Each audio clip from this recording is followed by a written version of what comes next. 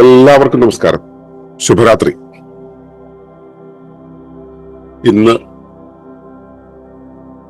August 8 എന്ന് വെച്ചാല്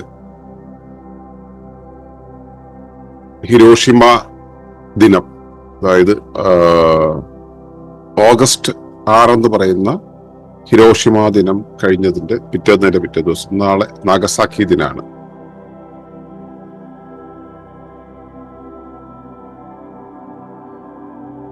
ലോകമെമ്പാടും ഈ 1945 ഉണ്ടായ ആ ദുരന്തത്തിന്റെ ഓർമ്മയിൽ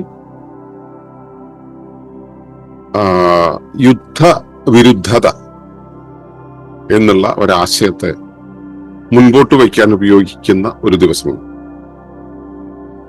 അതുകൊണ്ട് തന്നെ നമ്മളും നമ്മളെപ്പോലുള്ള ഒട്ടേറെ മൂവ്മെന്റുകളും ഈ സമയം നമ്മൾ അതിന് ഉപയോഗിക്കാറുണ്ട്. അപ്പോൾ ഇന്ന് ഫ്രൈഡേ വിസ്ഡം എന്നുള്ള നമ്മൾ റെഗുലർ നടത്തി വരുന്ന പ്രോഗ്രാം.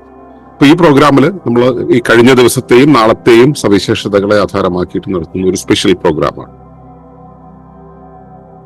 ഇപ്പോ സമാധാനം എന്നുള്ള ഒരു വിഷയം ലോകത്തെല്ലാവരും ചർച്ച ചെയ്യുന്നതാണ്.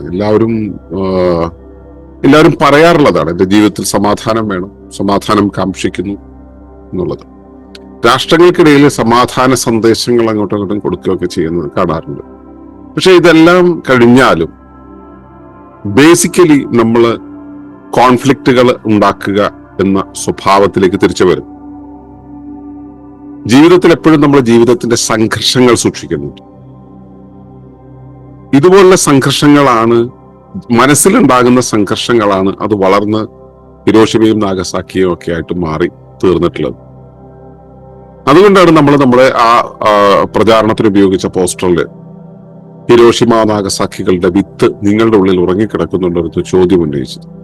നിങ്ങളുടെ ഉള്ളിൽ പ്രക്ഷുബ്ധതകളുണ്ടെങ്കിൽ ആ പ്രക്ഷുബ്ധത എന്നുള്ളതാണ് നാളെ വലിയ ബോംബുകളായിട്ട്, മഹാവിസ്ഫോടനങ്ങളായിട്ട് മാറുന്നത്. അപ്പോ നിങ്ങളുടെയും വീടിന്റെയും നാടിന്റെയും ഭൂമിയുടെയും സമാധാനം കെടുത്തിക്കളയുന്ന ആ ഒരു പ്രക്ഷുബ്ധത എന്നുള്ളൊരവസ്ഥ എന്താണെന്നും മനസ്സിലായാൽ മാത്രമേ ജീവിത സംഘർഷങ്ങളിൽ നിന്നും സമാധാനത്തിലേക്ക് നീങ്ങുവാൻ നമുക്ക് കഴിയുകയുള്ളൂ.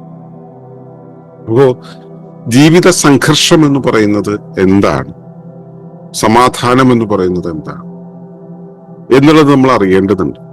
ഈ സംഘർഷവും സമാധാനവും ഒക്കെ ആർക്കാണ് വരുന്നത്, എവിടെയാണ് വരുന്നത് എന്നുള്ളത്. 2015 ഏഷ്യ പസഫിക് പീസ് അസോസിയേഷൻ നടത്തിയ ലോക സമാധാന സമ്മേളനത്തിൽ പങ്കെടുക്കാനായിട്ട് ഇന്ത്യയെ പ്രതിനിധീകരിച്ച് പോകുവാനുള്ള ഭാഗ്യം എനിക്കുണ്ടായി.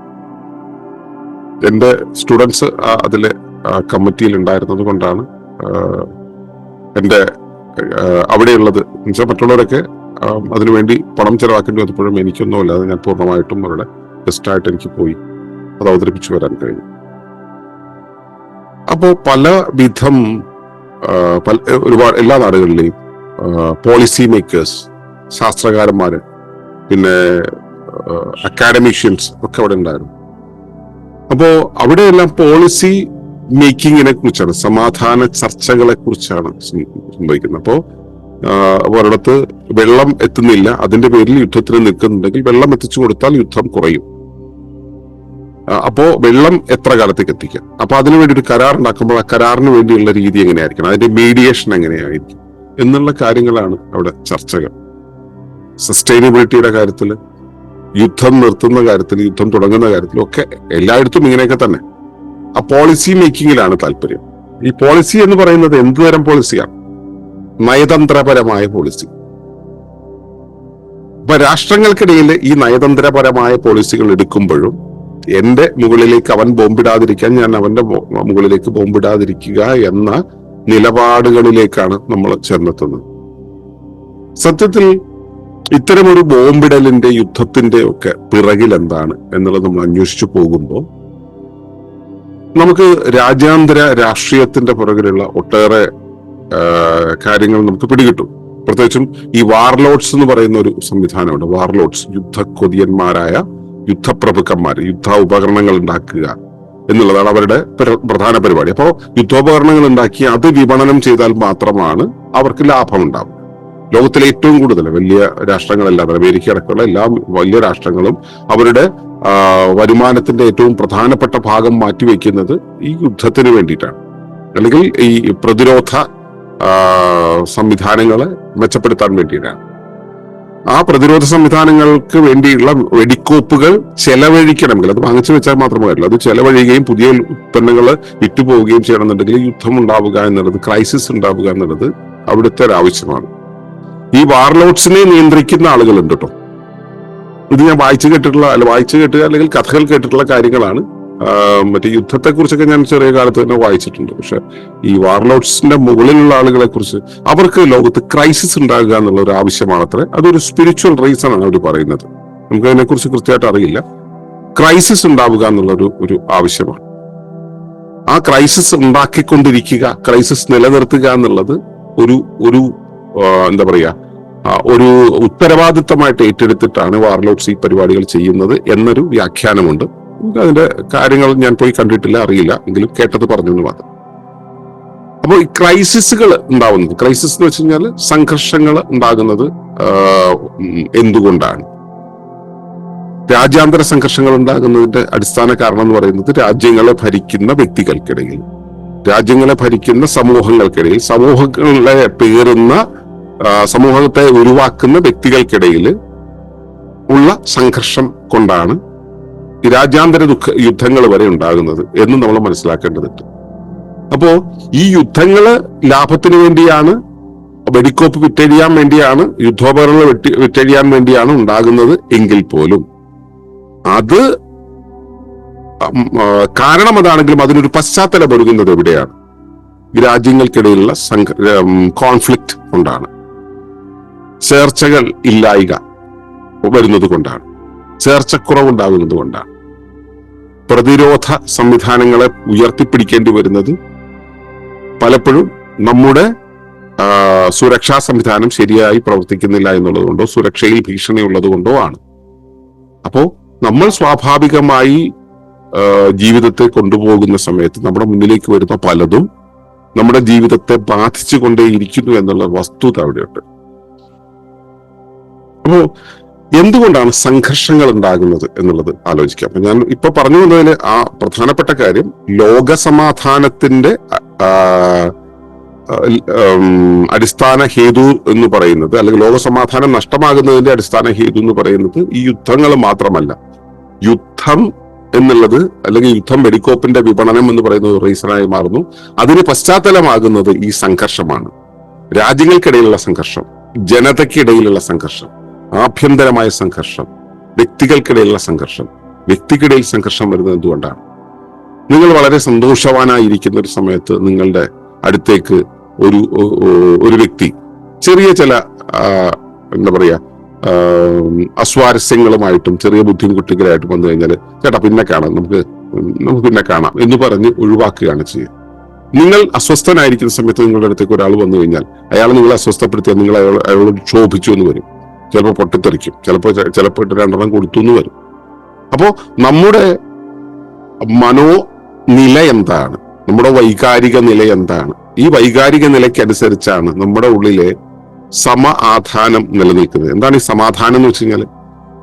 ആധാനത്തിലാവും നമ്മൾ ഈ സമത്തിലായിരിക്കുക. എന്റെ കൂടുതലോ കുറവോ ഇല്ലാതെ സമത്തിലായിരിക്കുക. എന്ത് തന്നെ വന്നു കഴിഞ്ഞാലും ഞാൻ അതിൽ പ്രക്ഷുബ്ധതകളില്ലാതെ നിലനിൽക്കുന്നു പോകുന്നൊരവസ്ഥ. ഒരു കാറിന്റെ പരസ്യമുണ്ട്. ആ കാറിലിരുന്ന കുട്ടികൾ ഇങ്ങനെ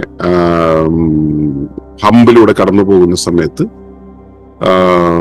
കാറ് കിടന്നിങ്ങനെ ചാടുകയും കുട്ടികൾ ആ സമയത്ത് ഒരു ശബ്ദം ഉണ്ടാക്കും. ആ ശബ്ദം ഉണ്ടായി കഴിയുമ്പോൾ ഈ ഹമ്പിന്റെ ചാട്ടത്തിനനുസരിച്ച് ഈ ശബ്ദം ഇങ്ങനെ വിറച്ച് വരും. അപ്പൊ ഇത് കണ്ടുകൊണ്ട് വേറൊരു കുട്ടി അവന്റെ കാറിൽ ഇരുന്ന് യാത്ര ചെയ്യുന്ന സമയത്ത് ആ ഹമ്പിന്റെ അവിടെ എത്തുമ്പോൾ അവൻ ശബ്ദം ഉണ്ടാക്കും. പക്ഷെ അവന്റെ ശബ്ദത്തിന് വിറയിൽ വന്നില്ല. കാരണം കാറ് കുലുങ്ങാതെ പോയപ്പോൾ ആ ശബ്ദം ഉണ്ടായില്ല എന്നുള്ളത് കുട്ടിക്ക് നിരാശയാണെങ്കിലും കണ്ടുകൊണ്ടിരിക്കുന്ന ആളെ സംബന്ധിച്ചിടത്തോളം മനസ്സിലായി ആ കാറിന്റെ ഷോക്ക് അബ്സോർബർ വളരെ നന്നായിട്ട് പ്രവർത്തിക്കുന്നുവെന്ന്.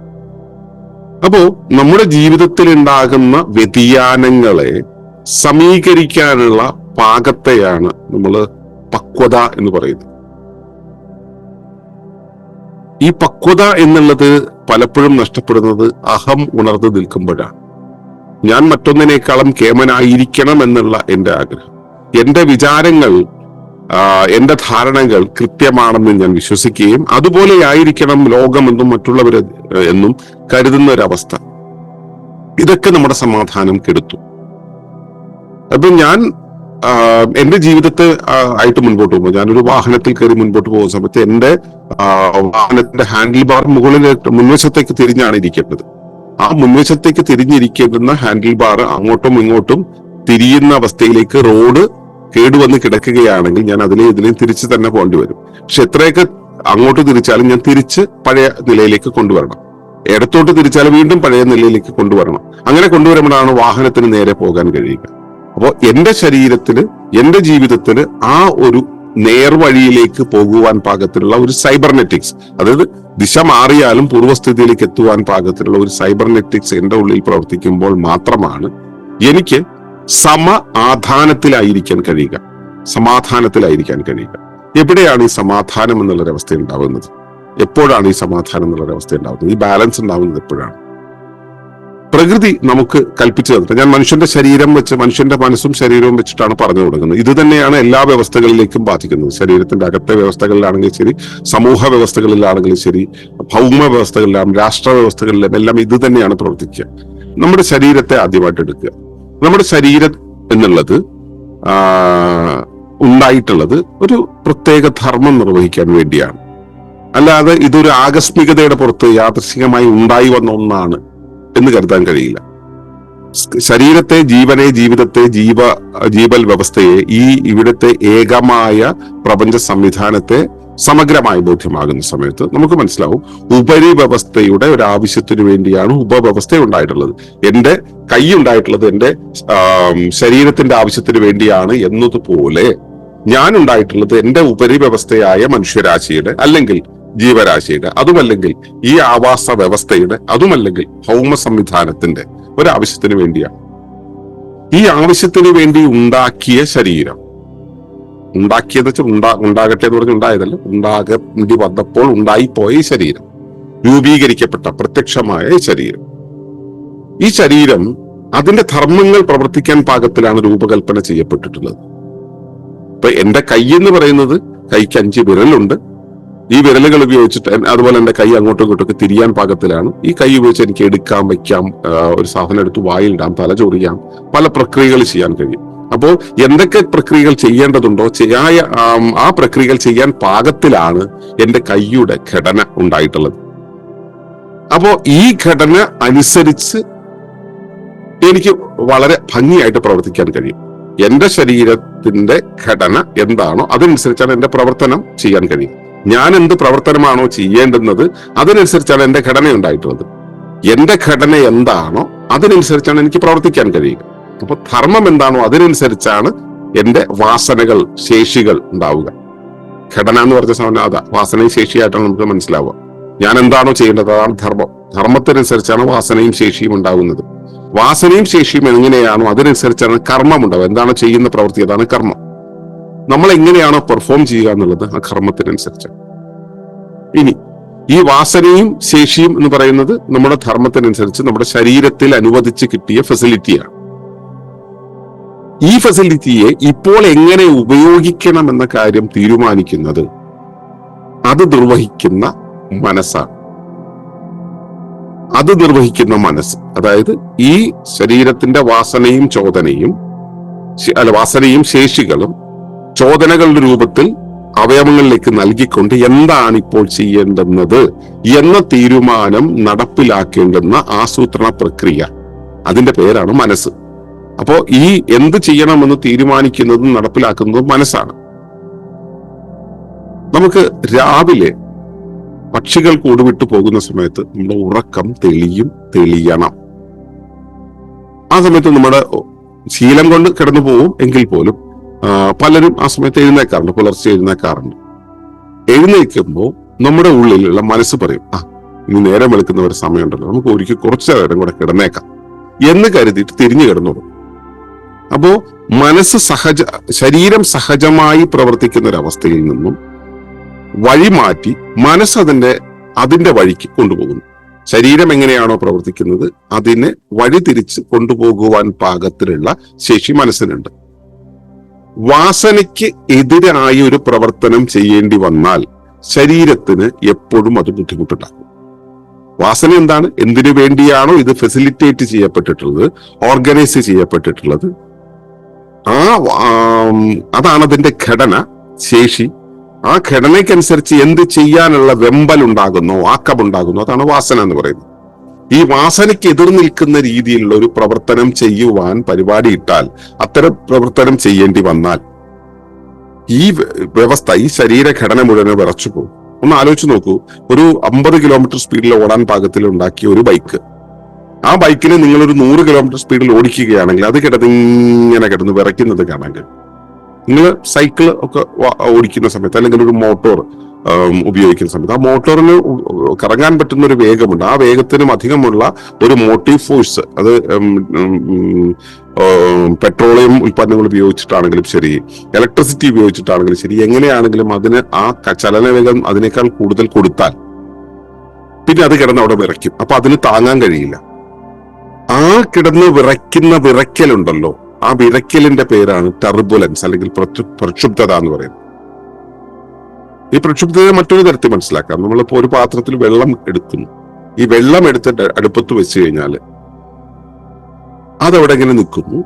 അല്പം തീ താഴത്തേക്ക് കൊടുത്തു കഴിഞ്ഞാൽ പതുക്കെ പതുക്കെ പതുക്കെ ആ വെള്ളത്തിലെ തന്മാത്രകൾ ഇങ്ങനെ ചലിക്കാൻ തുടങ്ങും. ചലിച്ച് അത് സാധാരണ രീതിയിലുള്ള ഒരു ചലനത്തിനും അപ്പുറത്തേക്ക് അത്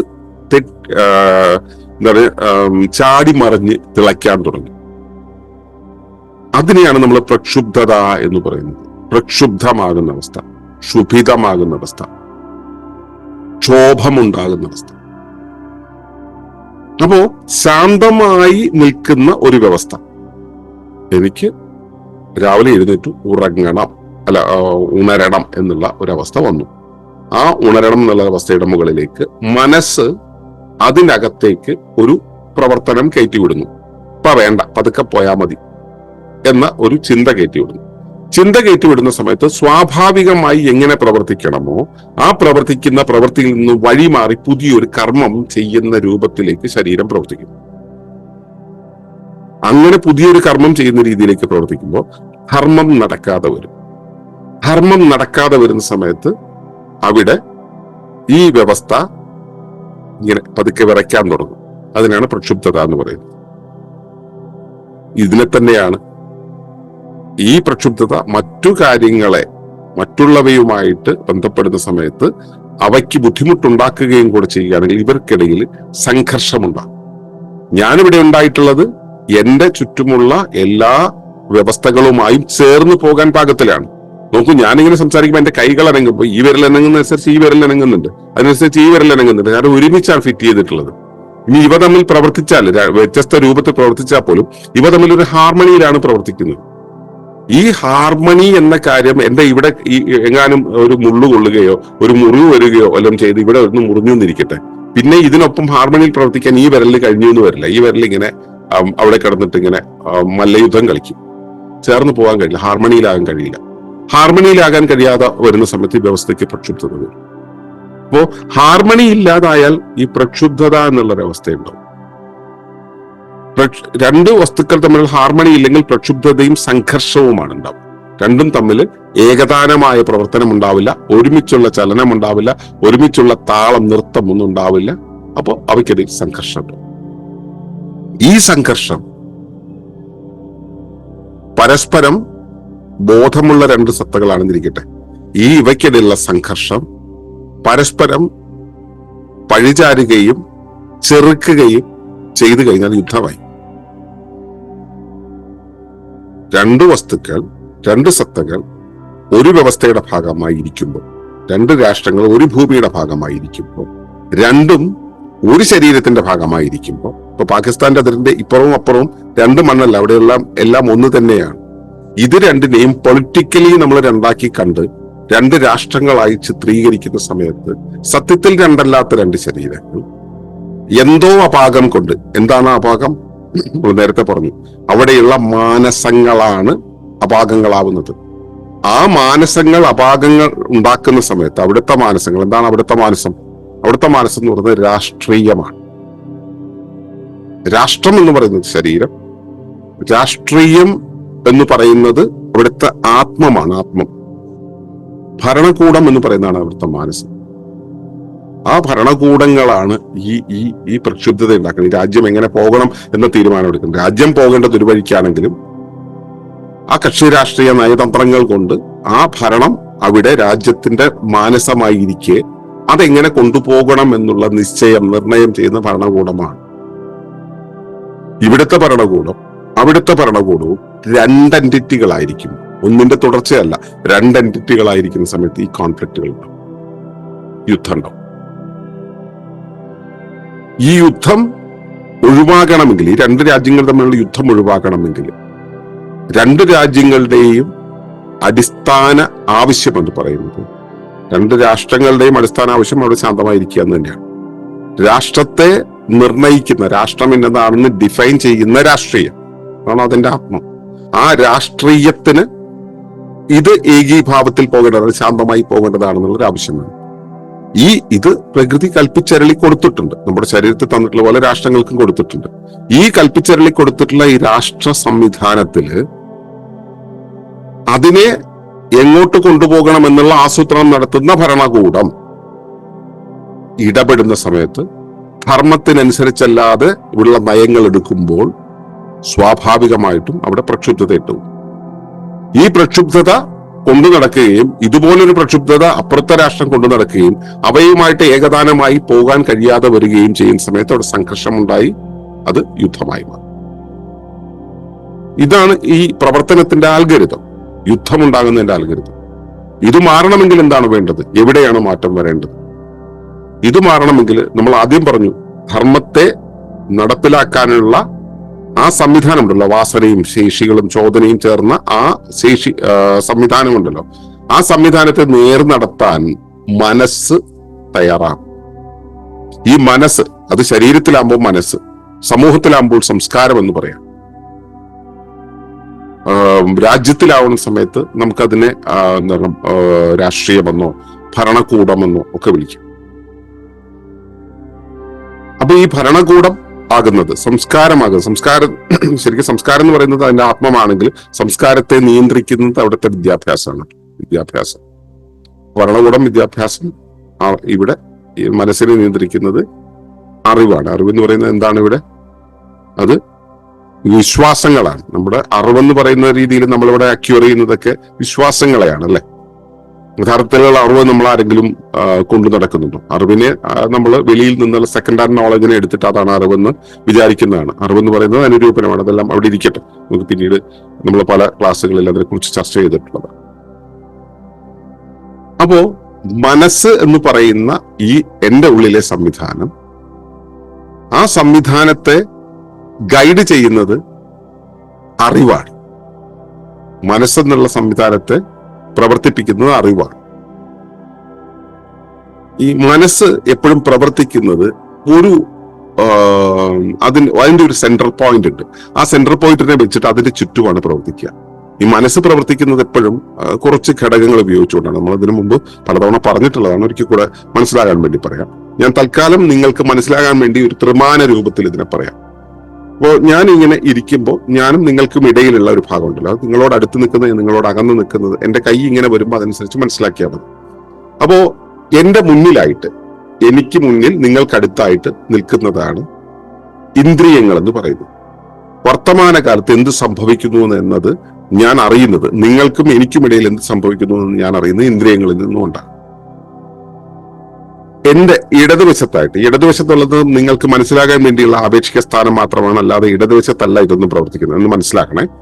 അപ്പോ ഇടതുവശത്തായിട്ടാണ് ഇതിനു മുമ്പ് എനിക്കുണ്ടായ അനുഭവങ്ങളെ, എനിക്ക് ഇതിനു മുമ്പുള്ള വർത്തമാനകാലത്ത് എന്തുണ്ടായി എന്നുള്ളതിനെ കുറിച്ചുള്ള ഓർമ്മകൾ ഞാൻ സൂക്ഷിച്ചു വെക്കുന്നത്, ആ അനുഭവങ്ങളെ ഓർമ്മകളായി സൂക്ഷിച്ചു വെക്കുന്നത്, അതാണ് സ്മൃതികൾ എന്ന് പറയുന്നത്. ഇതാണ് എന്റെ ഉപബോധം. മറ്റേത് ബോധത്തിന് കാരണമാണ്. ഇനി അടുത്ത ഒരു കാര്യം, പ്രത്യാശകൾ.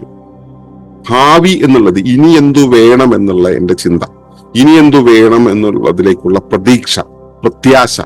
ഈ പ്രത്യാശയ്ക്ക് വേണ്ടിയാണ് ഞാൻ എൻ്റെ ഇപ്പോഴത്തെ വർത്തമാനകാലത്തെ കൊണ്ടുപോകുന്നത്. ഇനി എന്തു വേണം എന്നുള്ളത്.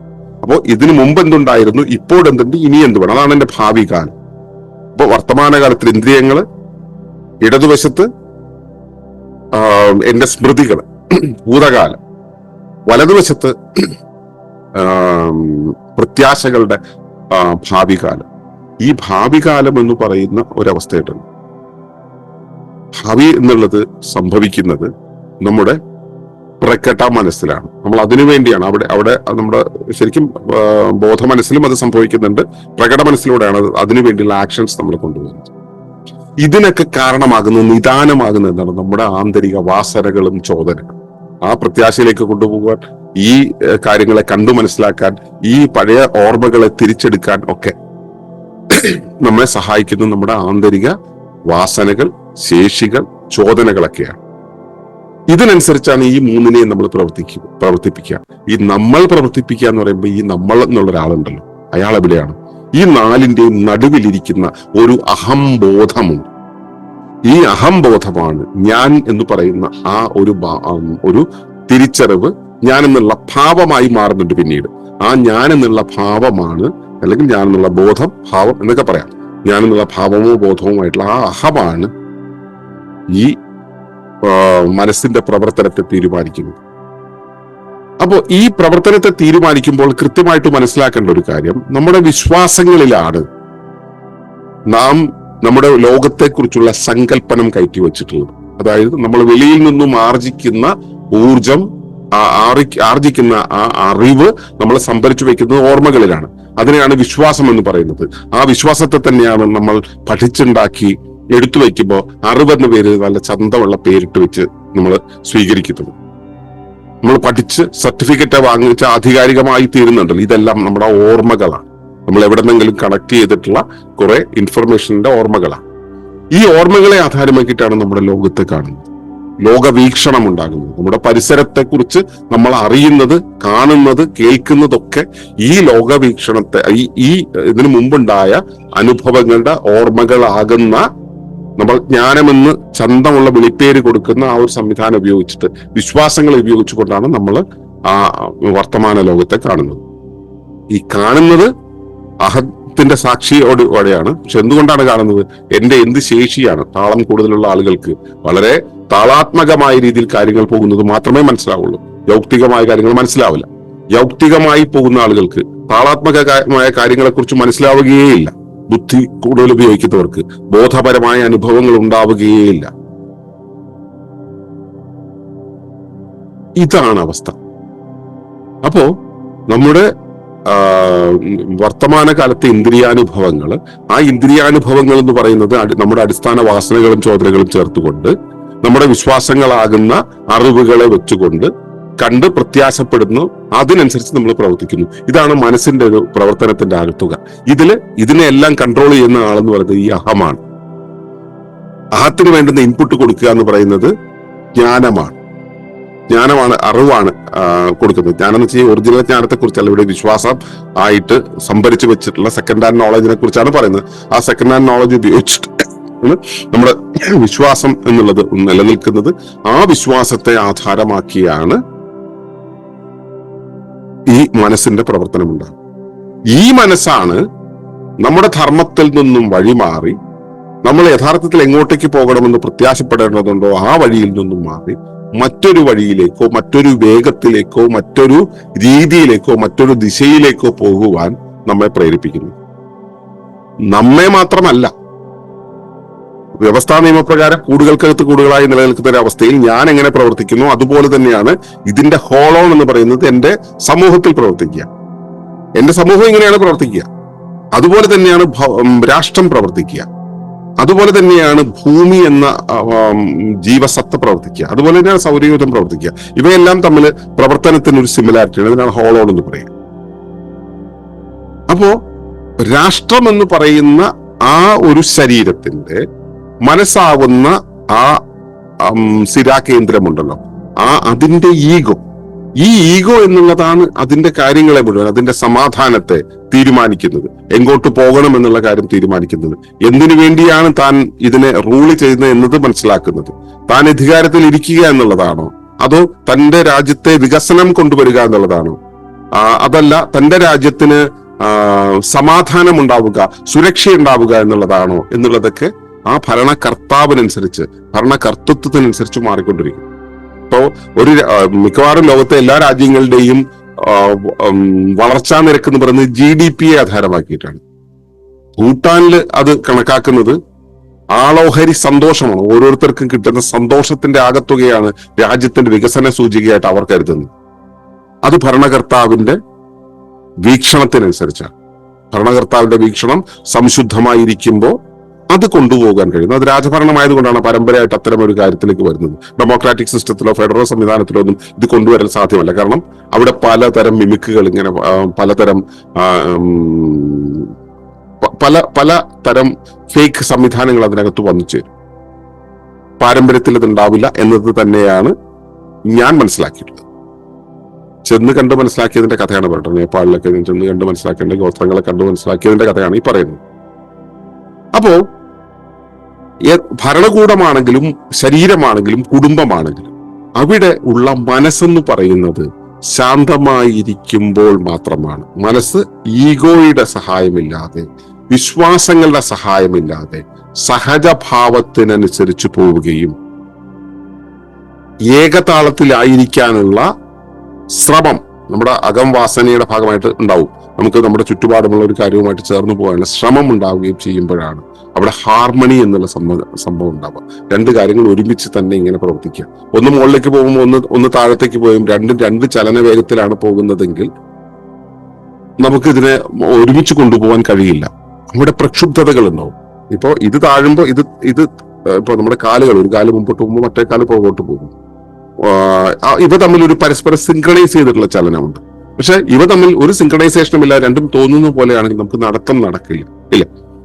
അതുപോലെ ഇവിടെയുള്ള വ്യവസ്ഥകൾ, ഭൗമ വ്യവസ്ഥകൾ, രാഷ്ട്ര വ്യവസ്ഥകൾ, വ്യക്തി വ്യവസ്ഥകൾ, കുടുംബത്തിനകത്ത് രണ്ട് ഇണകളായിക്കോട്ടെ, ഈ വ്യവസ്ഥകൾ പരസ്പര പൂരകങ്ങളായി ഹാർമണിയിലായിരിക്കുമ്പോഴാണ് പ്രക്ഷുബ്ധതയില്ലാതെ മുൻപോട്ട് പോകാൻ കഴിയുക, സംഘർഷമില്ലാതെയാവുക, യുദ്ധമില്ലാതെയാവുക.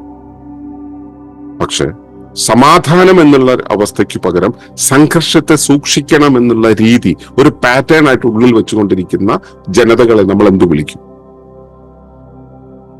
ഇവിടെ രണ്ടു വ്യക്തികൾക്കിടയിൽ ഈഗോ ആണ് ഉണർന്നു നിൽക്കുക. കാരണം എന്താണ്? എന്റെ സഹജീവിക്കൊപ്പം ജീവിക്കുക എന്നുള്ളതിന് പകരം എന്റെ ഇണയ്ക്കൊപ്പം, എന്റെ ചുറ്റുപാടുള്ള അയൽക്കാർക്കൊപ്പം ജീവിക്കുക, അവയോട് ഇഴചേർന്ന് പോവുക എന്നുള്ളതിനു പകരം ഇവിടെ നമ്മുടെ ആവശ്യം എന്ന് പറയുന്നത് ഞാനിനെ സംരക്ഷിക്കുക എന്നുള്ളതാണ്. അവരെന്തു പറയും, ഞാൻ ഇവിടെ നിൽക്കണം എന്നുള്ള ആ ആധികാരികതയുടെ ഒരു നിലയുടെ ഓർമ്മയിലാണ് നമ്മൾ നിൽക്കുന്നത്. അപ്പൊ ഞാൻ എന്നുള്ളതിനെ സംരക്ഷിക്കാനായിട്ട് നിൽക്കുന്നു. ഈ ഞാനിന് വേണ്ടുന്ന ഇൻപുട്ട് എവിടെ നിന്നാണ് കിട്ടുന്നത്? ഞാനിനെ വേണ്ടത് എങ്ങനെയാണ് മോൾഡ് ചെയ്തിട്ടുള്ളത്? സംസ്കാരം, സമൂഹമൊക്കെ നമ്മളെ പഠിപ്പിച്ചതിനുമൊക്കെ ഉപരിയായിട്ട് വിദ്യാഭ്യാസമാണ് നമ്മൾ അത്തരത്തിലാക്കിയിട്ടുള്ളത്. നമ്മുടെ വിശ്വാസ വ്യവസ്ഥകളാണ് നമ്മൾ അത്തരത്തിലാക്കിയിട്ടുള്ളത്. ആ വിശ്വാസ വ്യവസ്ഥയുടെ പുറത്തു നിന്നുകൊണ്ട് നമ്മളിത് നമ്മളെ മനസ്സിലാക്കുമ്പോൾ നമ്മുടെ ജീവിതത്തിന്റെ ആവശ്യങ്ങൾ എന്നുള്ളത് വിവിധങ്ങളായിത്തീരുന്നു. അത് ഒരു വല്ലാത്ത രീതിയിൽ നമ്മളതിനെ വിഭാവനം ചെയ്യുന്നു. എന്റെ ആവശ്യം എന്ന് പറയുന്നത് വിപുലമായ സ്ഥലം, വിപുലമായ വീട്, വിപുലമായ വാഹനങ്ങൾ, ഇങ്ങനെയൊക്കെയാണെന്ന് കരുതുന്നു. അപരൻ എന്നുള്ളത് എനിക്ക് കിട്ടുന്നതിന്റെ പങ്ക് പറ്റാനുള്ളവനാണ്, എന്നൊപ്പം യാത്ര ചെയ്യേണ്ടവനാണെന്നുള്ള ഒരു ധാരണ നമുക്കില്ലാതെയാവും. നമ്മൾ നാശത്തിന്റെ വഴിയിലേക്ക്, അതായത് പ്രക്ഷുബ്ധതയുടെ വഴിയിലേക്ക് നമ്മൾ നീങ്ങിപ്പോകും. ഈ നീങ്ങിപ്പോക്കിന്റെ തലത്തിൽ നിന്നുകൊണ്ടാണ് നമ്മൾ അവിടെ യുദ്ധം നടക്കുന്നു, സമാധാനമില്ല, ലോകം മുഴുവൻ പ്രക്ഷുബ്ധമാണെന്ന് പറയുന്നത്. നമ്മുടെ ഉള്ളിൽ നമ്മുടെ മുന്നിലൂടെ കടന്നു പോകുന്ന കാര്യങ്ങളെ സമവാഗത്തിൽ ഉൾക്കൊള്ളാൻ കഴിയുന്നു. നമ്മുടെ ഇണ അല്ലെങ്കിൽ നമ്മുടെ കൂടെ ജീവിക്കുന്ന വ്യക്തികൾ, അവരുടെ കാര്യങ്ങളെ നമുക്ക് ക്രമീകരിച്ച് മുമ്പോട്ട് കൊണ്ടുപോകാൻ കഴിയുന്നുണ്ട്. അതിനോട് സംയമനം പാലിക്കാൻ നമുക്ക് കഴിയുന്നുണ്ട്. അതിനെ ഉൾക്കൊള്ളാൻ നമുക്ക് കഴിയുന്നുണ്ട്. അവരെ ഗൈഡ് ചെയ്യാൻ നമുക്ക് കഴിയുന്നുണ്ടോ? കഴിയുന്നില്ലെങ്കിൽ പിന്നെ നമ്മൾ ഈ ലോക സമാധാനത്തെ കുറിച്ച് പറഞ്ഞിട്ട് എന്താണ് കാര്യം? ഇപ്പൊ ലോക സമാധാനം ഉണ്ടാകണമെങ്കിൽ നമുക്ക് ആദ്യം വേണ്ടത് വെച്ചാൽ അഹം എന്നുള്ളതിന്റെ ഉയർച്ച നമ്മളൊന്ന് ഒതുക്കേണ്ടി വരും. ഞാൻ എന്നുള്ളത് ഈ സമൂഹത്തില് ഞാനാണ് ഇതിന് വലുത്, ഞാനാണ് ഇതിന്റെ കേന്ദ്രം എന്ന രീതിയിൽ കാണുന്നതിന് പകരം പ്രകൃതി എന്നുള്ള സംവിധാനം ഇതിനെയെല്ലാം സ്വയം ക്രമീകരിച്ച് നടപ്പിലാക്കുന്നു എന്ന പ്രകൃതി പാഠങ്ങൾ തിരിച്ചറിയണം. ഞാൻ ലോകസമാധാന സമ്മേളനത്തിൽ സംസാരിച്ചപ്പോ ഞാൻ പ്രധാനമായിട്ടും ഊന്നിയ കാര്യം ഇതാണ്: നിങ്ങൾ രാഷ്ട്രത്തലവന്മാർ ബോധ്യപ്പെടേണ്ടത് പ്രകൃതി ഇതിനെങ്ങനെ ഡിസൈൻ ചെയ്തിട്ടുണ്ടെന്നുള്ളതാണ്. നിങ്ങളുടെ ബുദ്ധി ഇതിനെങ്ങനെ കൈകാര്യം ചെയ്യുന്നു എന്നുള്ളതല്ല, പ്രകൃതി ഇതെങ്ങനെ കൈകാര്യം ചെയ്യുന്നു, ഡീപ് ഇക്കോളജിക്കലി ഇതെങ്ങനെ കാണണം എന്നുള്ള കാര്യമാണ് ഞാൻ സംസാരിച്ചത്. പ്രകൃതി ഇതിനൊരു സ്വാഭാവിക താളം ഉണ്ടാക്കിയിട്ടുണ്ട്. ആ സ്വാഭാവിക താളത്തിലൂടെ കടന്നു പോകുന്ന സമയത്ത് ഇവിടെ പ്രക്ഷുബ്ധതകൾ കുറവായിരിക്കും. സ്വാഭാവിക താളത്തിന് പകരം നിങ്ങളുടെ ഭരണകൂടമാകുന്ന മനസ്സ്, നിങ്ങളുടെ പോളിസികളാകുന്ന ആ കർമ്മങ്ങളിലൂടെ ഈ കാര്യത്തിൽ ഇടപെടുന്ന സമയത്ത് ഈ സ്വാഭാവിക പ്രവർത്തനം, ആ സഹജമായിട്ടുള്ള ഹാർമണി എന്നുള്ളത് നഷ്ടമാകും. അവിടെയാണ് പ്രക്ഷുബ്ധത ഉണ്ടാവുന്നത്. ഇതിന്റെ വിത്ത് കിടക്കുന്നത് എവിടെ? നമ്മുടെ മനസ്സിൽ. അത് ഉണ്ടാക്കി തന്നത് ആരാണ്? വിദ്യാഭ്യാസം. അപ്പോ നമ്മുടെ അകത്ത്, നമ്മുടെ മനസ്സിൽ ഞാനെന്ന് പറയുന്നതാണ് ഈ ലോകത്തിന്റെ നിയന്ത്രകൻ എന്നുള്ള ആ ധാരണ ഉണ്ടെങ്കിൽ, അതിൽ നിന്നും വെളിയിലേക്ക് വരുമ്പോൾ മാത്രമേ നമുക്ക് ജീവിതം സമാധാനപൂർണ്ണമാവുകയുള്ളൂ. ഞാനാണിത് ചെയ്യുന്നത്, ഞാനാണ് ചെയ്യേണ്ടത്, എനിക്കാണ് ഇതിന്റെ ഉത്തരവാദിത്വം എന്ന രീതിയിലുള്ള നമ്മുടെ ഉത്തരവാദിത്വം എന്നുള്ളത് പൗരധർമ്മം എന്നുള്ള രൂപത്തിൽ എടുക്കേണ്ടത് അത് വേറൊരു വശമുണ്ട് കേട്ടോ. ഇത് ഞാൻ പറയുന്നത് അങ്ങനെയല്ല. ഇവിടെയുള്ളത് മുഴുവൻ ക്രമീകരിക്കേണ്ടത് ഞാനാണ്. ഞാൻ പറയുന്ന പോലെ പോകണം, ഞാൻ പറയുന്നത് പോലെ ആയിട്ടില്ലെങ്കിൽ അത് ഇഷ്ടമല്ല എനിക്ക് എന്ന് പറയുന്ന ആ മനോതലമുണ്ടല്ലോ, ഈ തലം ഒരു വലിയ വിഷയമാണ്. ഞാൻ ഈ കോൺഫറൻസിന് പോകുന്ന സമയത്ത് എന്റെ ഗുരു എന്നോട് പറയാൻ പറഞ്ഞൊരു വാചകമുണ്ട്: ലോകത്ത് ശാന്തിയും അശാന്തിയും ഒരേയിടത്ത് നിലനിൽക്കുന്നു എന്ന് യാതൊരുവൻ അറിയുന്നുവോ അവനാണ് ശാന്തി ഉണ്ടാവുക. ഇവിടെ അശാന്തമായ ഒരു കാര്യം കണ്ടു കഴിഞ്ഞാൽ ശാന്തിയിൽ നിൽക്കുന്ന ഒരാൾക്ക് അശാന്തമാകേണ്ട കാര്യമില്ല. അശാന്തമായി നിൽക്കുന്ന ഒരു അവസ്ഥ എന്നുള്ളത് പ്രകൃതിയിലുള്ളതാണ്. ശാന്തിയും പ്രകൃതിയിലുള്ളതാണ്. ശാന്തമായിരിക്കുന്നിടത്ത് ശാന്തമായിരിക്കുകയും അശാന്തമായിരിക്കുന്നിടത്ത് അശാന്തമായിരിക്കുകയും ചെയ്യും. ഒരു വലിയ മരം ഉണ്ടെന്നിരിക്കട്ടെ, മരത്തിന്റെ തായ്വേര് മണ്ണിനോട് ചേർന്ന് അനങ്ങാതെ നിൽക്കും. ദൂരത്തേക്ക് ദൂരത്തേക്ക് ദൂരത്തേക്ക് ദൂരത്തേക്ക് പോകും തോറും അതിന്റെ ശിഖരങ്ങൾ തായ്തടിയിൽ നിന്ന് അകന്നകന്നകന്ന് പോയിട്ട് എന്റെ ഏറ്റവും അറ്റത്തുള്ള ഇലകളൊക്കെ ഇങ്ങനെ പാറിപ്പറന്ന് നടക്കും. അതിന്റെ ചലനത്തെ നമുക്ക് പ്രവചിക്കാൻ കഴിയില്ല. അതിലേറ്റവും ബലമുള്ളവയും പ്രായമായവയൊക്കെ ആ കാറ്റിനൊപ്പം പറന്നുപോയി. അപ്പോ ഈ ചലന സ്വാതന്ത്ര്യം എന്ന് പറയുന്നത് നമ്മൾ എത്രത്തോളം നമ്മുടെ വേരുകളിലേക്ക് കടന്നു നിൽക്കുന്നു, എത്രത്തോളം ചേർന്ന് നിൽക്കുന്നു, അതിനനുസരിച്ച് നമ്മൾ എത്രത്തോളം ചേർന്ന് നിൽക്കുന്നുവോ അവിടെ ശാന്തി ഉണ്ടാവും. അതിന്റെ ഭാഗമായിരിക്കുന്ന ആ ചെടിയുടെ മറ്റൊരു വശം വേരുകളിൽ നിന്നും എത്രത്തോളം ദൂരെ നിൽക്കുന്നുവോ, ധർമ്മങ്ങളിൽ നിന്നും എത്രത്തോളം ദൂരെ നിൽക്കുന്നുവോ, ഉത്തരവാദിത്തങ്ങളിൽ നിന്നും എത്രത്തോളം ദൂരെ നിൽക്കുന്നുവോ, റൂട്ടിൽ നിന്നും എത്രത്തോളം മാറി നിൽക്കുന്നു, അവിടെയൊക്കെ പ്രക്ഷുബ്ധത ഉണ്ടാവും, അശാന്തി ഉണ്ടാവും. അങ്ങനെയാണ് പ്രകൃതിയുടെ ഘടന. അപ്പോ അശാന്തി ഉണ്ടാവുക എന്നുള്ളത് എന്തുകൊണ്ടാണ്? റൂട്ടിൽ നിന്നും ദൂരത്തേക്ക് പോകുന്നത് കൊണ്ടാണ്. ഈ റൂട്ടിൽ നിന്നും ദൂരത്തേക്ക് പോകുന്ന ആ ദൂരം കുറയ്ക്കാൻ നമുക്ക് കഴിഞ്ഞാൽ അശാന്തിയുടെ അളവ് കുറഞ്ഞു വരും. അവിടെ അശാന്തി കണ്ടു കഴിഞ്ഞിട്ട് ഇവിടെ ശാന്തിയിലിരിക്കുന്നവൻ ശാന്തി കളയേണ്ട കാര്യമില്ല. കാരണം അശാന്തി എന്നുള്ളത് അവിടെ അങ്ങനെയാണ്, അവിടെ അങ്ങനെ പ്രവർത്തിക്കൂ. ഇനി അത് കുറയണമെന്നുണ്ടെങ്കിൽ അവർക്ക് മനസ്സിലാവണം തിരിച്ച് ഇത് റൂട്ടുമായി കണക്റ്റഡ് ആവണം. റൂട്ടിലുള്ളവർക്ക് മനസ്സിലായിട്ട് കാര്യമില്ല. എല്ലാ വീട്ടിലെയും കാരണവന്മാർക്ക് അറിയാമല്ലോ കുടുംബം ഇങ്ങനെയൊക്കെയാ പോകണമെന്ന്. പക്ഷെ മക്കളാണ് തീരുമാനിക്കുക. മക്കൾക്ക് ഇത് മനസ്സിലായി വരുമ്പോൾ ഇവര് കാരണവരായിട്ടുണ്ടാവും, മക്കൾ കാരണവരായിട്ടുണ്ടാവും. അപ്പോ നമ്മളെപ്പോഴും നമ്മുടെ റൂട്ടുകളുമായിട്ട് കണക്ട് ചെയ്ത് നിൽക്കുമ്പോൾ നമുക്ക് കൂടുതൽ ശാന്തി ഉണ്ട്. അതിന് വേണ്ടത് സാധനയാണ്. പ്രകൃതിയോട് ചേർന്നിരിക്കാനുള്ള, മാതാപിതാക്കളോട് ചേർന്നിരിക്കാനുള്ള, നമ്മുടെ പൈതൃകത്തോട് ചേർന്നിരിക്കാനുള്ള തോന്നൽ, നമ്മുടെ പൈതൃക സംവിധാനങ്ങളോട്, പൈതൃകമായിട്ടുള്ള സാങ്കേതിക വിദ്യകളോട് ചേർന്നിരിക്കാനുള്ള തിരിച്ചറിവ്, അത്തരം ബോധ്യം അതിലായിരിക്കുമോ നമ്മൾ ശാന്തിയിലായിരിക്കും. നമ്മുടെ ചലനവേഗം കുറവായിരിക്കും, ശാന്തിയിലായിരിക്കും. അവിടെ ഞാനാണിതുണ്ടാക്കിയത് എന്ന ധാർഷ്ട്യം, അതിന്റെ അഹങ്കാരം നമ്മളെ നയിച്ചു കൊണ്ടുപോകില്ല. അങ്ങനെ വരുമ്പോ നമ്മുടെ പൈതൃകമാണ്, നമ്മുടെ സംസ്കാരമാണ് ഇതിനെ നിയന്ത്രിക്കുന്നത്, ഇതെല്ലാം കൊണ്ടുപോകുന്നത്. അതിന്റെ തുടർച്ചയിലാണ് ഞാനും പോയിക്കൊണ്ടിരിക്കുന്നത്. പറയുമ്പോൾ എന്റെ അഹത്തിന് അവിടെ തീരുമാനം എടുക്കേണ്ട കാര്യമില്ല. അവിടെ എനിക്ക് സമഭാഗത്തിലാകണ്ട, സമാധാനത്തിലാകണ്ട. ഞാനും എന്റെ ഇണയും ഒരുമിച്ച് ജീവിക്കുന്ന സമയത്ത് കുടുംബം എന്ന സംവിധാനമാണ് എന്നെ നയിക്കുന്നത്, അല്ലാതെ ഞാൻ അവളെ നയിക്കുകയോ അവൾ എന്നെ നയിക്കുകയോ അല്ല ചെയ്യുന്നത് എന്നൊരു ധാരണ എനിക്കുണ്ടെങ്കിൽ, എന്റെ അഹത്തെ ഉയർത്തിപ്പിടിക്കാതിരുന്നാൽ, എന്റെ അറിവിനെ ഉയർത്തിപ്പിടിക്കാതിരുന്നാൽ, എന്റെ കുടുംബം എന്നുള്ളതിന്റെ കെട്ടുറപ്പാണ് എനിക്ക് വേണ്ടത്, ഞാൻ അവിടെ സമഭാഗത്തിലായിരിക്കണം, സമതാളത്തിലായിരിക്കണം എന്ന ബോധ്യം എനിക്കുണ്ടാവുകയാണെങ്കിൽ എന്റെ കുടുംബം സമാധാനത്തിലായിരിക്കും. എന്റെ ശരീരം സഹജമായി പ്രവർത്തിക്കണമെങ്കിൽ അതിന് സഹജമായ ഭക്ഷണമാണ് കൊടുക്കേണ്ടത്, സഹജമായ ചിന്തകളാണ് കൊടുക്കേണ്ടത്, സഹജമായ അനുഭവങ്ങളാണ് കൊടുക്കേണ്ടത് എന്ന ബോധ്യം എനിക്കുണ്ടാവണം. ഞാൻ വളരെ ലളിതമായ ഭക്ഷണവും സ്പൈസി അല്ലാത്ത വറുക്കുകയും പൊരിക്കുകയും ചെയ്യാത്ത സാധാരണ ഭക്ഷണമൊക്കെ സൂര്യപ്രകാശമുള്ളപ്പോൾ മാത്രം കഴിച്ചു പോവുകയാണെങ്കിൽ ശരീരത്തിനകത്ത് ഉള്ള പ്രവർത്തനങ്ങൾ വളരെ സ്വാഭാവികമായി സംഭവിക്കും. അത് എന്റെ ശരീരത്തിൽ പ്രക്ഷുബ്ധത ഉണ്ടാക്കില്ല. അപ്പോ എന്റെ ശരീരം സമാധാനത്തിലായിരിക്കും. ഞാൻ രാവിലെ എഴുന്നിട്ട് പത്രം വായിക്കുകയാണെങ്കിൽ ലോകത്ത് നടന്ന സർവ്വ പ്രശ്നങ്ങളും എന്റെ തലയിലേക്ക് കയറും. ഞാൻ രാവിലെ എഴുന്നിട്ട് പതുക്കെ എന്റെ മുറ്റത്തുള്ള ചെടികളോട് സംവദിക്കാനും എന്റെ കൃഷിയിടത്തിലെ ചെടികളോട് ഇടപഴകാനും അവർക്ക് വെള്ളം നൽകാനും അവിടെ മറ്റേ വന്നു ചേർന്നിട്ടുള്ള മറകളെ അല്ലെങ്കിൽ പൊടികളെയൊക്കെ മാറ്റിയെടുക്കാനും ഒക്കെ ആയിട്ട് അതിനകത്തേക്ക് ഞാൻ ഇറങ്ങിച്ചെല്ലുകയാണെങ്കിൽ എനിക്ക് അവയുമായിട്ടുള്ള ഇന്ററാക്ഷനാണ്, എനിക്ക് അവയുമായിട്ടുള്ള ഹാർമണിയാണ് ഉണ്ടാവും. അവിടെ എന്റെ ഉള്ളിലെ പ്രക്ഷുബ്ധതകൾ ഒഴിവാകും. ഞാൻ പത്രം വായിക്കുകയാണെങ്കിൽ ഉണ്ടാവുന്നതല്ല ഈ ചെടികളോട് ഇടപെടുന്ന സമയത്ത് ഉണ്ടാവുന്നത്.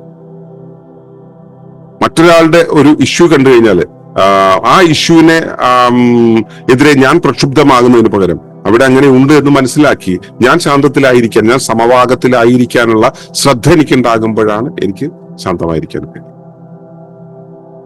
അപ്പോ ശാന്തിയെക്കുറിച്ചുള്ള തിരിച്ചറിവ് നമുക്ക് വേണം. അതിന്റെ ശരീരത്തിലാണെങ്കിലും ചിന്തയിലാണെങ്കിലും വ്യക്തി ജീവിതത്തിലാണെങ്കിലും കുടുംബ ജീവിതത്തിലാണെങ്കിലും സമൂഹ ജീവിതത്തിലാണെങ്കിലും രാഷ്ട്ര ജീവിതത്തിലാണെങ്കിലും ഭൗമ ജീവിതത്തിലാണെങ്കിലും എവിടെയും സമാധാനം എന്നുള്ളതിന്റെ അടിസ്ഥാനം എന്ന് പറയുന്നത് അഹം തീരുമാനമെടുക്കരുത് എന്നുള്ളതാണ്. രണ്ടാമത്തെ കാര്യം, അവിടെ ഈ പ്രക്ഷുബ്ധതയ്ക്ക് കാരണമാകുന്ന രീതിയിൽ ഞാനിതിന്റെ ഉത്തരവാദിത്വം ഏറ്റെടുക്കുന്നത് എന്നുള്ളതാണ് അഹം എന്ന് പറയുന്നത്. രണ്ടാമത്തെ കാര്യം എന്ന് പറയുന്നത് ഞാൻ എന്റെ ഹാർമണി വിടാതെ സൂക്ഷിക്കണം എന്നുള്ളത്. അതിനെ കറപ്റ്റ് ചെയ്യാൻ വെളിയിലുള്ള ഏജൻസികളെ സമ്മതിക്കരുത്. വിദ്യയാണെങ്കിലും അറിവാണെങ്കിലും വിശ്വാസങ്ങളാണെങ്കിലും വെളിയിലുള്ള ഏജൻസികളെ ഏൽപ്പിക്കരുത് എന്നുള്ളത്. നമുക്ക് അവിടെ സമവാഗത്തിലായിരിക്കാനുള്ള ഒരു താളം ഉണ്ടാകേണ്ടത്. ഈ താളത്തിലായിരിക്കുമ്പോൾ അത് മനസ്സിലാണെങ്കിലും ശരീരത്തിലാണെങ്കിലും കുടുംബത്തിലാണെങ്കിലും രാഷ്ട്രത്തിലാണെങ്കിലും നമുക്ക് സമാധാനത്തിലായിരിക്കാൻ കഴിയും. ജീവിതത്തിന്റെ സംഘർഷങ്ങൾ ഒഴിവാകും. നല്ല രീതിയിൽ ഈ ശോധന കഴിഞ്ഞാൽ ഉണ്ടാവുന്ന ശാരീരിക അവസ്ഥ ഉണ്ടല്ലോ, അതുപോലെ നമുക്ക് ജീവിച്ചു പോകാൻ പറ്റും. നല്ല ഭക്ഷണം, നല്ല വായു, നല്ല വെള്ളം കഴിച്ച ശരീരം നന്നായിരിക്കും. നല്ല ചിന്തകൾ, നല്ല വാർത്തകൾ, നല്ല പ്രവർത്തനങ്ങൾ ചെയ്തിട്ടുള്ള സമൂഹം നന്നായിരിക്കും. നല്ല ഭരണസങ്കല്പങ്ങൾ, നല്ല പരിസരത്തുമായിട്ടുള്ള ഇടപെടലുകൾ, സൗഹൃദഭാവത്തിലുള്ള ലോക കാഴ്ചപ്പാടുകൾ, പൗരനന്മയ്ക്ക് വേണ്ടിയിട്ടുള്ള ഭരണവീക്ഷണം ഒക്കെയുള്ള രാഷ്ട്രം നന്നായിരിക്കും. അവിടെ മാത്രമേ സമാധാനം ഉണ്ടാവുകയുള്ളൂ. ഈ പീസ് ആൻഡ് കോൺഫ്ലിക്ട് സ്റ്റഡീസ് എന്ന് പറയുന്ന ഒരു പഠന വിഭാഗം തന്നെയുണ്ട്. നമ്മുടെ ഈ ഒളിമ്പസിനെ ഫോളോ ചെയ്യുന്ന കുറെ ആളുകൾ ഈ ധാക്ക യൂണിവേഴ്സിറ്റിയിൽ പീസ് ആൻഡ് കോൺഫ്ലിക്ട് സ്റ്റഡീസിൽ ഉണ്ട്. അവർക്ക് ഈ നമ്മൾ ഈ മുൻപോട്ട് കൊടുത്ത ഈ ഒരു ആശയം, അതായത് പ്രകൃതിയെ അറിഞ്ഞ് പ്രകൃതിയുടെ ആൽഗരിതമാണ് സമാധാനത്തിന് ഉപയോഗിക്കേണ്ടതെന്നുള്ളത് അവർക്ക് പുതിയൊരു തിരിച്ചറിവാണ്. അവിടുന്ന് ഞാൻ എൻ്റെ ആ പ്രഭാഷണത്തിന്റെ തുടർച്ചയാണ് അവരുടെ ഇത്തരം അന്വേഷണങ്ങളും. അപ്പോ ഈ വിധത്തില് ഉള്ളൊരു പഠനശാഖ ഉണ്ടായിട്ട് പോലും നമുക്ക് പ്രകൃതി എന്നുള്ളതിന്റെ ഒരു ക്രമീകരണം, ഏകഭാവത്തിലായി തീർക്കൽ ഉണ്ടാകണം എന്നുള്ള കാര്യം നമുക്ക് ഈ പഠനത്തിന്റെ ഭാഗമായി കൊണ്ടുവരാൻ യൂണിവേഴ്സിറ്റികളിൽ എത്തിക്കാൻ കഴിഞ്ഞിട്ടില്ല. കാരണം ലോകത്തിന് അത് ആവശ്യമില്ല. ലോകത്തിന്റെ ആവശ്യം സമാധാനമല്ല, അവിടെ വേണ്ടത് സംഘർഷമാണ്. പക്ഷെ നിങ്ങൾക്കത് സമാധാനത്തിലേക്ക് എത്തിക്കണം എന്ന് ആഗ്രഹമുണ്ടെങ്കിൽ എല്ലാ വർഷവും ഹിരോഷിമ നാഗസാക്കി ദിവസങ്ങളിൽ നമ്മൾ ഈ അവർക്ക് വേണ്ടി പുഷ്പചക്രങ്ങൾ അർപ്പിക്കുകയല്ല വേണ്ടത്. നമ്മുടെ ഉള്ളിലെ ശാന്തിയെ കണ്ടെത്താൻ ശുദ്ധമായ ഭക്ഷണം കഴിക്കുകയും ശുദ്ധമായ ജീവിതശൈലി പുലർത്തുകയും ശുദ്ധമായ പെരുമാറ്റം ഉണ്ടാക്കുകയും പരിസരത്തോട് നല്ല രീതിയിൽ ഇടപെടുകയും ശുദ്ധമായ ജീവിത കാഴ്ചപ്പാടുകൾ സൂക്ഷിക്കുകയും ചെയ്യുന്നതിലൂടെ നവഗോത്ര സംസ്കാരങ്ങൾ പോലെയുള്ള പ്രകൃതിയുമായിട്ട് ഏകദാനമായിരിക്കാൻ പറ്റുന്ന സംവിധാനങ്ങൾ പഠിക്കുകയും പരിശീലിക്കുകയും ചെയ്യുന്നതിലൂടെ മാത്രമാണ് നമുക്ക് ജീവിത സംഘർഷത്തിൽ നിന്നും സമാധാനത്തിൽ എത്താൻ കഴിയുക. നമ്മുടെ വ്യക്തി ജീവിതത്തിൽ ഉണ്ടാവുന്ന, നമ്മുടെ ആന്തരിക ജീവിതത്തിൽ ഉണ്ടാവുന്ന സമാധാനമാണ് ലോകത്തിന്റെ സമാധാനമായിട്ട് പിന്നീട് ചിത്രീകരിക്കപ്പെടും. അതുകൊണ്ട് സ്വന്തം ജീവിതത്തിന്റെ സമാധാനത്തിലേക്ക് എത്തുവാനുള്ള പാകത്തിലേക്ക് എത്തുവാൻ നിങ്ങൾക്ക് കഴിയുമാറാകട്ടെ എന്ന് പ്രാർത്ഥിക്കുന്നു. അതിനൊരുപാട് പരിശീലനങ്ങളെല്ലാം ഒളിമ്പസ് ഉണ്ടാക്കി വെച്ചിട്ടുണ്ട്. ഒളിമ്പസിന്റെ ഒട്ടേറെ കോഴ്സുകൾ അതിനു വേണ്ടിയുണ്ട്, ഒട്ടേറെ വീഡിയോകൾ അതിനു വേണ്ടിയുണ്ട്, ഒട്ടേറെ ആർട്ടിക്കിൾസ് ഉണ്ട്. അതെല്ലാം ഉണ്ട്, നിങ്ങൾക്ക് അതെല്ലാം ഉപയോഗിക്കാം. എന്താണെങ്കിലും ജീവിത സംഘർഷത്തിൽ നിന്നും സമാധാനത്തിലേക്ക് പോകുവാൻ പാകത്തിലുള്ള ഒരു പാകം നിങ്ങളിൽ ഉണ്ടാകട്ടെ, അതിനുവേണ്ടിയുള്ള ശ്രദ്ധയുണ്ടാകട്ടെ, അതിനുവേണ്ടിയുള്ള പരിശ്രമം ഉണ്ടാകട്ടെ. അതാകണം ഹിരോഷിമ നാഗസാക്കികളുടെ വിത്ത് ഒഴിവാക്കാനായിട്ട് നിങ്ങളുടെ ഉള്ളിൽ നിന്നും ഉണ്ടായി വരേണ്ടത്, ഉണർന്നു വരേണ്ടത് എന്ന് പറഞ്ഞുകൊണ്ട്, ഓർമ്മിപ്പിച്ചുകൊണ്ട് ഈ വിഷയത്തിന്റെ അവതരണം ഇവിടെ അവസാനിപ്പിക്കുന്നു. ലോകത്ത് സമാധാനം നിലനിൽക്കട്ടെ. നന്ദി.